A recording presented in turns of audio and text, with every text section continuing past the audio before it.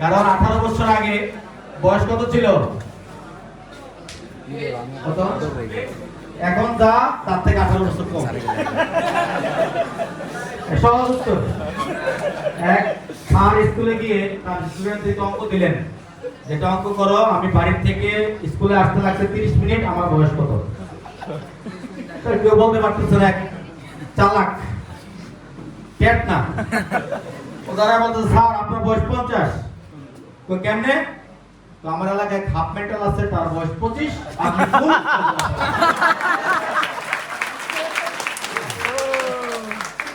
সেক্ষেত্রে আমি যেহেতু ফুল মেন্টাল, কারণ সফল হওয়ার জন্য পাগল হতে হয়। আমি 18 বছর আগে পাগল হয়েছি। Yes no? তাহলে আপনাকে কেউ পাগল বলে? এখনো আপনাকে এখনো কেউ পাগল বলে নাই, বুঝতে হবে আপনি এখনো শুরুই করেন নাই। Yes no? আপনি শুরু করবেন, আপনাকে পাগল বলবেই। নাসিবকে পাগল বলে? এই যে সামনের সারি যত লিডার আছে সবাইকে আমার কাছে বলে আপনারা কি পাগল? বলছে আমরা যে পাগল, এটা আপনি পরে বুঝছেন, আমরা তো আগে থেকেই পাগল। বুঝতে পারছি? কারণ যা দেয় টিএনসি, যা দেয় সেটা পাওয়ার জন্য পাগল হওয়া উচিত। কোন বিজনেস করে মানুষ সাথে কিছু পায় না। TNC is more than business. এটা ব্যবসা থেকে অনেক বেশি কিছু। শুধু ব্যবসা করলে এত কিছু পাওয়া সম্ভব নয়, আর চাকরি করলে তো সম্ভবই না। Yes no? তাহলে শুধু একটা বিজনেস, একটা কোম্পানিকে চয়েস করার মাধ্যমে আজকে আমাদের এই বিশাল অর্জন। এবং আমি বিদেশ ট্যুর করেছি minimum 50 bar. I love Firenze! I love Firenze!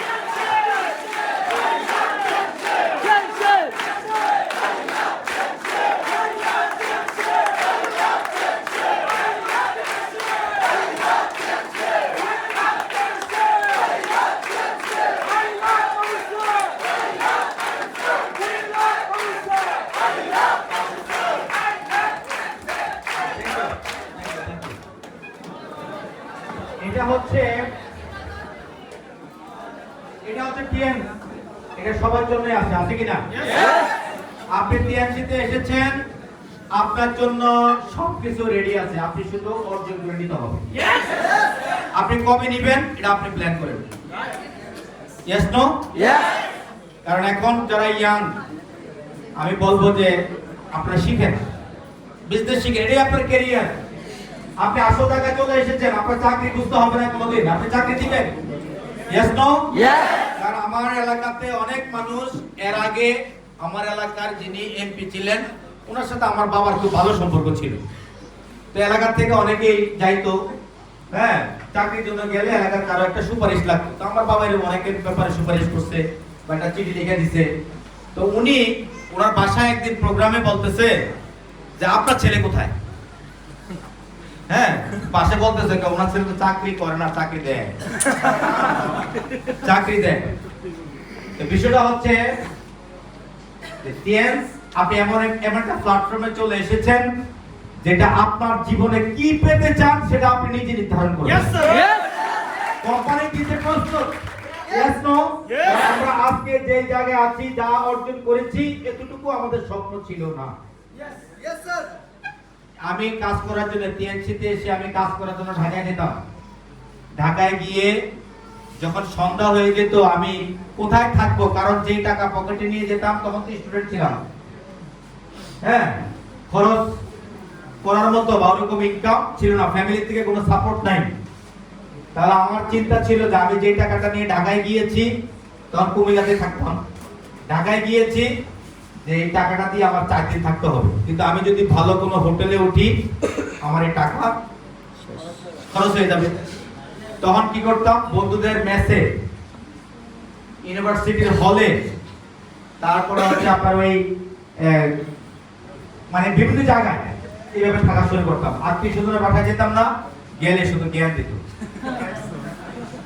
হ্যাঁ, আত্মীয় স্বজনের বাসায় গেলে শুধু জ্ঞান, যেটা ছাড়ো, এগুলা ছাড়ো, মানে বিভিন্ন ভাবে, অর্থাৎ পার্মানেন্ট কিছু করো, লেখাপড়া শেষ করো, হ্যাঁ, চাকরি বাকরি করবা, তারা যেটা বুঝে। এই কারণে আত্মীয় স্বজনের বাসায় যেতাম না, বন্ধুদের সাথে থাকতাম। কিন্তু ম্যাচের অবস্থা হয়েছে এরকম, সকালবেলা উঠলে বাথরুমে সিরিয়াল, তারপরে বুয়ার সিরিয়াল, তারপরে হলো মানে সব জায়গায় ঘুমাইতে গেলেও বালিশ নাই। কারণ ম্যাচের মধ্যে কি এক্সট্রা বালিশ থাকে নাকি? যে রুমে 4 জন থাকতে পারে না সেই রুমে 8 জন থাকা লাগতো, তা আমি সহ 9 জন। অবস্থা কি? এবার আমি যেহেতু গেস্ট, আমি যার গেস্ট তার অবস্থা খারাপ। হ্যাঁ, ও তো বকা শুনতে হইতো। এরকম ভাবে মানে আপনার এরকমও হয়েছে যে আমি একজনের বাসায় থাকার ম্যাচে থাকার কারণে তাকে পরে ম্যাচ থেকে বাইরে করে দিয়েছি, যেটা হচ্ছে যে অতিরিক্ত লোক হয়ে গেছে। কারণ সব জায়গায় তো সিরিয়াল, ইয়েস নো, হ্যাঁ। আর যারা আছে একদম আমি একটা বেটার জব করি, বেটার জব, তুমি লোক নিয়ে আসো এসে মানে আমার সামনে আমার বন্ধুকে ধমকাচ্ছে, কতটুকু পেইন নিয়ে আমাদেরকে থাকতে হয়েছে। তো ওই জায়গায় যখন আমি রাত্রে ঘুমাইতাম, যে আমার বালিশ ছিল না, আমি যে ব্যাগটা কাঁধে নিয়ে যেতাম সেই ব্যাগটাই ছিল আমার বালিশ। আমি রাত্রে শুয়ে চিন্তা করতাম যে এই শহরে আজকে আমার বালিশ নাই, কিন্তু কোনো এক সময় আমি এই শহরের সবচেয়ে লাক্সারি জায়গায় আমি বসবাস করব। আলহামদুলিল্লাহ, ঢাকা শহরের সবচেয়ে লাক্সারিয়াস এলাকায় গুলশানে এবং একটা লাক্সারিয়াস অ্যাপার্টমেন্টে আমি থাকি, যেটা আমার নিজের। I love Beyonce! I love Beyonce! I love Beyonce! Yes!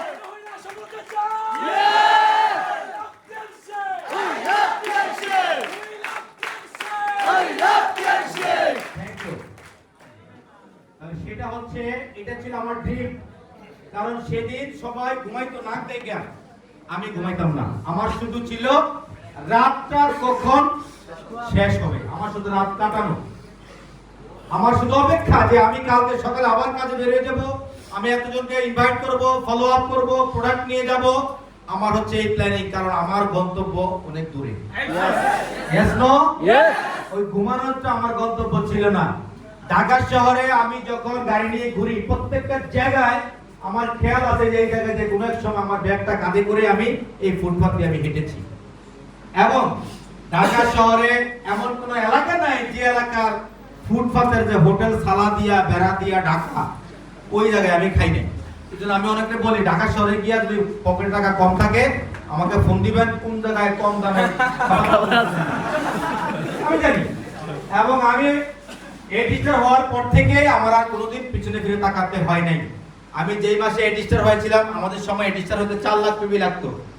আমি যেই মাসে এডিস্টার হয়েছি সেই মাসে আমি ইনকাম করেছিলাম 4,84,000 টাকা। তারপর থেকে আমাকে আর পিছনে তাকাতে হয় আল্লাহর রহমতে। এবং আমি গাড়ি কেনার পরে আমি গাড়ি নিয়ে গিয়েও ফুটপাতে খেয়ে আসছি, মোস্তাকের হোটেল আরামবাগে। হ্যাঁ, ওখানে হ্যাঁ মোস্তাক মামার হোটেল, গাড়িটা দূরে রাখা একদিন চুপু চুপু খাই আসছি, মানে পূর্বের স্মৃতি মনে করার জন্য। আবার তো আমাদের সমস্যা আছে, পুলিশ টিউটি থেকে বেয়ে দেখছে বিএনসি লিডার এখন ফুটপাত দেখা, মানে অবস্থা খারাপ হয়ে গেছে। একদল তো আছে খালি ফোরন কাটে, ইয়েস নো, ফোরন কাটার জন্য এক গ্রুপ থাকে। বাট এটা আমার প্যাশন, যে আমি এই জায়গায় খেয়ে বড় হয়েছি, এই ফুটপাত দিয়ে আমি হেঁটেছি, যার কারণে ঢাকা শহরে যখন জ্যাম শুরু হয় আমি গাড়ি থেকে নেমে হাঁটা শুরু করি, আমার কোনো অসুবিধা হয় না, কোনো অসুবিধা আমার হয় না। ইভেন যখন বিজনেসও কোনো কারণে খারাপ হয়, আমি বলি যে আমি সবকিছু করতে পারি, আমি ফুটপাত থেকে উঠে আসা মানুষ, আমি ক্ষেতের থেকে উঠে আসা মানুষ, এই জন্য এখন ক্ষেত খামার নিয়ে থাকি। হ্যাঁ, যারা আমাকে ফেসবুকে ফলো করে অনেকে দেখেছেন। হ্যাঁ, ওকে, আমার সবকিছুর অভ্যাস আছে। হ্যাঁ, কারণ আমি চাইলে আমি আবার রুট লেভেলে গিয়ে আমি আবার একদম পাড়া মহল্লায় গিয়ে আমি ইনভাইট করে আমি আমার কাজ করতে পারবো। হ্যাঁ, কোনো সমস্যা নেই, কারণ আমার কোন টিম যদি দুর্বল হয়ে যায় সেটা বেশিক্ষণ দুর্বল থাকতে পারে না। আমি ওই জায়গায় নাই না, ওইখানে কাজ শুরু করি। আমি মনে করি আমার যে টিমে 3 স্টার আছে ওই টিমের জন্য আমি একজন 4 স্টার। আমার যে টিমে 4 স্টার আছে আমি ওই টিমের জন্য 5 স্টার। আমি এখনো কোন টিমে আমি নিজে বসে বসে প্ল্যান দেখাই, নো প্রবলেম। ক্লিয়ার? তাহলে আমি বলবো আজকে আপনারা যে যে অবস্থানে আছেন মনে রাখতে হবে যে আপনার ফিউচারটা কি সেটা আপনাকে চিন্তা করতে হবে। এবং আমেরিকাতে একটা বই আছে নেটওয়ার্ক মার্কেটিং এর উপরে, হু স্টোলেন দ্য আমেরিকান স্লিপ, কে আমেরিকানদের ঘুম চুরি করলো? Network marketing. ক্লিয়ার? একদম ডিফারেন্ট।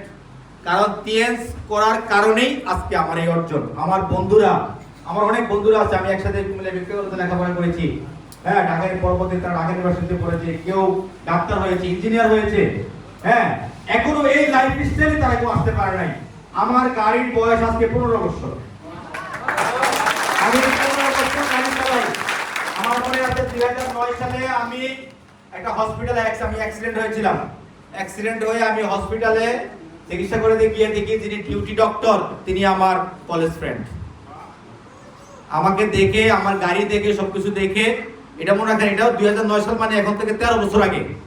13 বছর আগে সে আমাকে দেখে স্ট্রেঞ্জ হয়ে গেছে যে তুমি এই বয়সে এত সাকসেস, তুমি কি করো?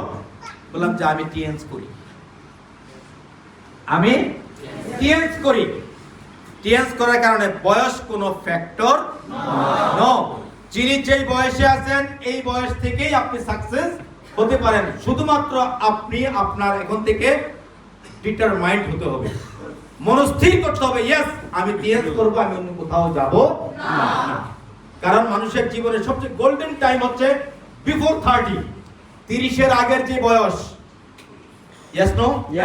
আমার 30-এর থেকে বেশি মনে কেউ নাই, 25 থাকতে পারেন মনে আছে কি আমার মধ্যে এরকম 30-এর পরে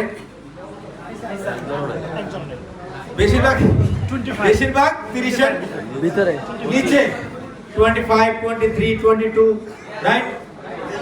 ওকে, ওই আমরা এই বয়সে 22, 23 থেকে আমরা শুরু করেছিলাম। এই বয়সটা হচ্ছে সবচেয়ে ইম্পর্টেন্ট। দেখেন এই সময়ে আপনি, এই বয়স যাদের 22 থেকে 30, এই বয়সে মানুষের একটা জীবনে অনেক পরিবর্তন ঘটে। এই সময়ে কিন্তু আমাদের নামের সাথে একটা বেকার একটা শব্দ যোগ হয়। লেখাপড়া শেষ, এখনো চাকরি হচ্ছে না, বিজনেস শুরু করি নাই, আমার নামের সাথে যোগ হয়ে গেছে আই এম মিস্টার বেকার। Yes no? এই বয়সে মানুষ কি করে? বিয়ে করে। আবার কেউ টাকাও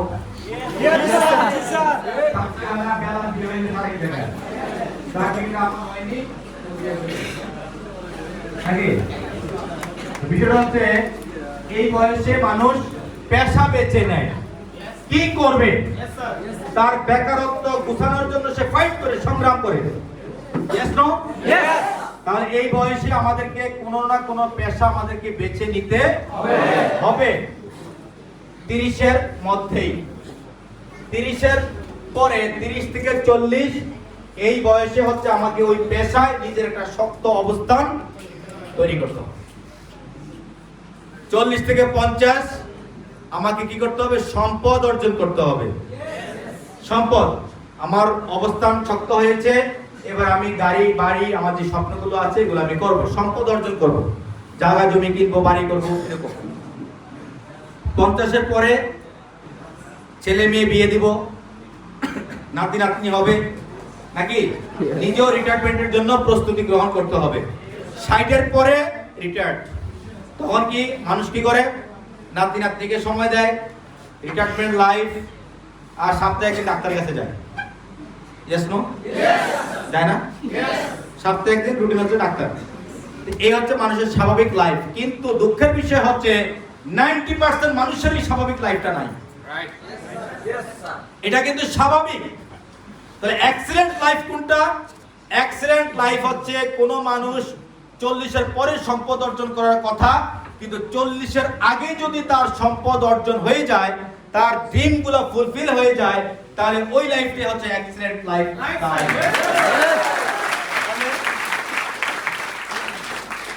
এটাই দিতে পারে আপনাকে টিএনস। Yes no? আমার সেটা 40-এর মধ্যে হয়েছে, আমার 30-এর মধ্যে গাড়ি হয়েছে, 30 যখন হয়েছে তখনই ফ্ল্যাট হয়েছে। 40-এর আগে আমি একটা ডুপ্লেক্স করেছি, আমি ফার্ম হাউস করেছি, আমি আরো অ্যাসেট করেছি।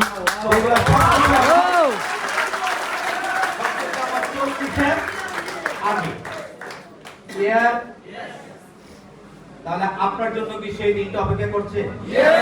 তাহলে কি করতে হবে? কাজ করতে হবে। কেমন কাজ করবেন? এই যে কিভাবে করবেন এটা কিন্তু 3 দিনের ট্রেনিং এ কিন্তু দেখানো হচ্ছে। ইয়েস তাহলে এই ট্রেনিংটাই হতে পারে আপনার জন্য জীবনের টার্নিং পয়েন্ট। আপনার জীবন ঘুরে যেতে পারে, আপনি হয় আপনাকে সাকসেস করবেন অথবা আপনাকে আপনি নিচে ফেলে দিবেন। Choice is yours, life is matter of choice. জীবনটা হচ্ছে পছন্দের বিষয়, আপনি কি চান এখন থেকে সেটা নির্ধারণ করেন এবং আপনার সারা জীবনের সংগ্রাম, সারা জীবনের ফাইট, সারা জীবনের চেষ্টা হবে সেটাকে অর্জন করা। বাস, লাইফ ইজ বিউটিফুল। সবাইকে অসংখ্য ধন্যবাদ। দেখা হবে ভবিষ্যতে আর অনেকবার, অনেক সময়। বিজয়ের মধ্যে আল্লাহ হাফেজ, আসসালামু আলাইকুম। Let's fly together.